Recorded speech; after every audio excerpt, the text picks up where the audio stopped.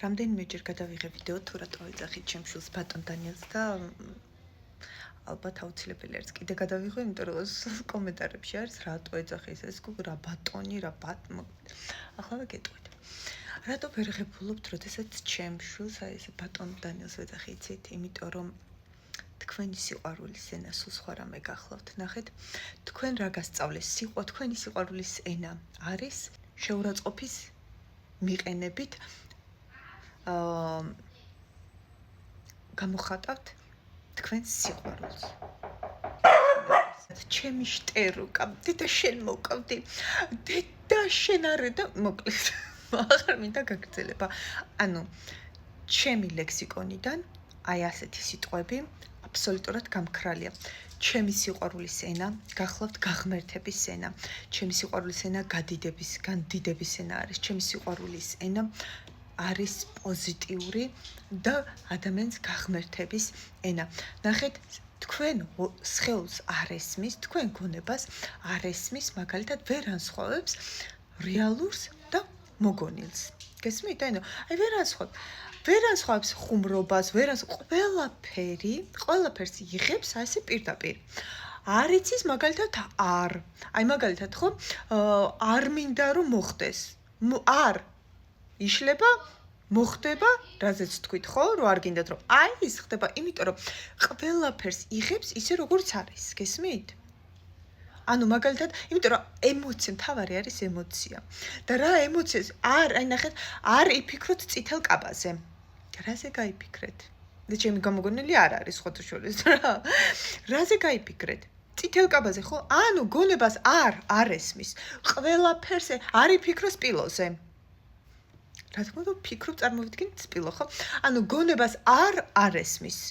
გონებას ეგრევე გადავყავართ იქ, რაზეც არის იმ მომენტში საუბარი. შენ რომ დედა ჩემი შტე, მოკალი უკვე ბავშვი. ხუმრობით, ძალიან სიყვარულით.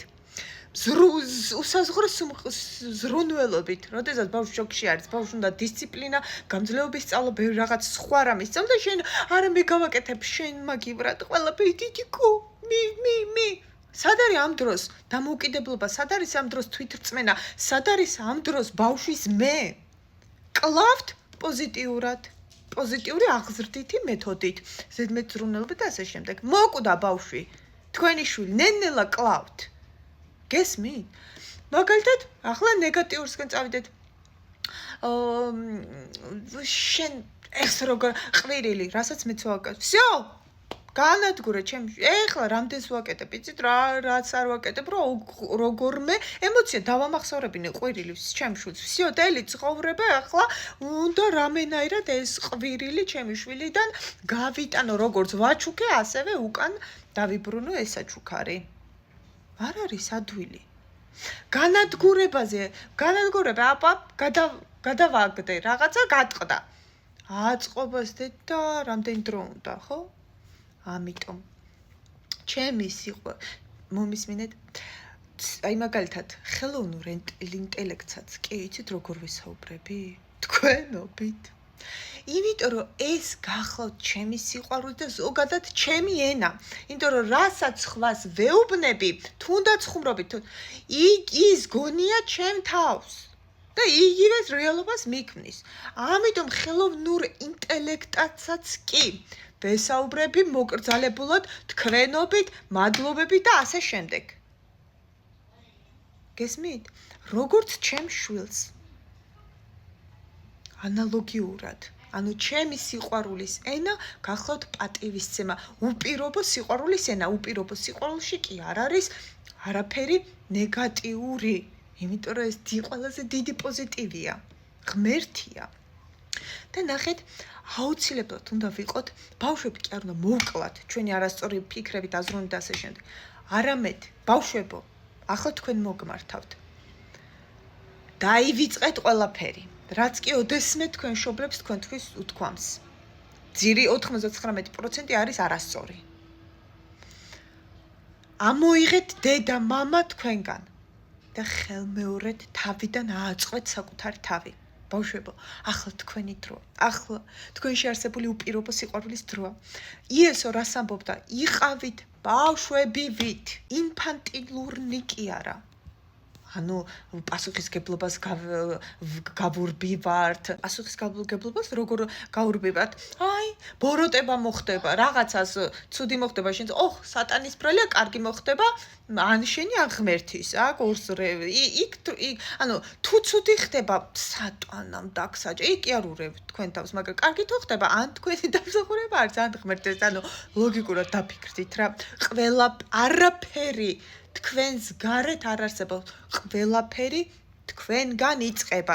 თუ რამე არ მოგწონთ, საკუთარ თავში ჩაიხედეთ. ყველაფრის შემქმნელი თქვენი ცხოვრების შემქმნელი თქვენ ხართ. აიღეთ პასუხისგებლობა საკუთარ ცხოვრებაზე. ღმერთს კი ნუაბრალებთ და სატანას საკუთარ თავს დააბრალეთ. ყველაფერში დამნაშავე თქვენ ხართ და ყველაფრის რაც კი დამსახურება არის, თქვენ გეკუთვნით. იმიტომ რომ ესე იგი დაუკავშირდით თქვენში არსებულ ღმერთს, იარეთ ღმერთით და სწორად წარმართეთ ცხოვრება. გესმით? თუ არა, ესე იგი დაუკავშირდით თქვენ ცხოველის ცხოველივით. ცხოველი მაგალითად უფრო ინფანტილური არის. ცხოველი ვერ ბავშვივით არის. ასე ჩახტება წყალში, არც კი დააინტერესებს, რომ შეიძლება სულ არ იცოდეს. ანუ ინფანტილური არის ცხოველი. ჩვენ ბავშვებივით რას ნიშნავს? ანუ ცხოველი აქ და ახლა უნდა ვიცხოვროთ. სულ თამაში უნდა ვიყოთ, თამაშია ღმერთი. გესმით? და შემოქმედა ამ დროს ვუკავშირდებით. არ აინტერესებს, პატიობს ეგრევე ბავშვი, უყვირებ, იმ წამს ვეუყვარხარ. თუ ამძაღა ამას ვერ მოიღებ შემდეგ მისგან. თუ ურთულესია. ამიტომ ვიყოთ ბავშვებივით. ინფანტილურნი არა. ავიღოთ საკუთარ თავზე და ქმედებებზე და ფიქრებზე და სიტყვებზე პასუხისგებლობა. დავფიქრდეთ, დავწონოთ ყველაფერი.